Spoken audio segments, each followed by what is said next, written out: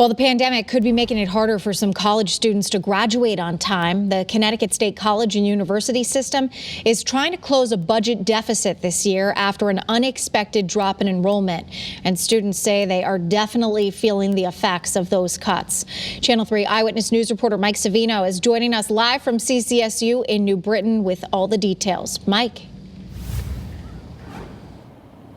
Yes, and Aaron, I even talked with one student here at Central who say he's having a hard time finding some summer classes that he was hoping to take to help keep him on pace to graduate. So he's and other students here are worried about what things will look like next year. Now, talking with administrators both here at Central and with the Connecticut State Colleges and University system overall, they say that there is no blanket decision or policy to cut classes, but they are looking at areas where there isn't as much demand to try to find some opportunities for savings. Now, earlier this year, the 4 state universities were looking at a $60 million deficit combined. The Board of Regents approved an $8 million budget cut. They've also found other cost savings to get that down to $36 million.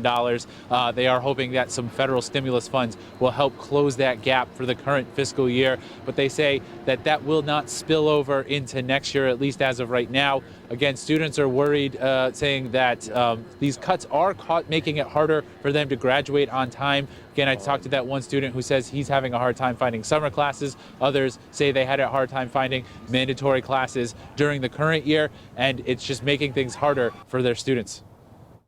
As students sign up, if you have when you get to the capacity of the class, they add a new section, and they will continue to do that. I was potentially looking to take them over the summer, so that way I can just speed up my graduation process, walk across the stage.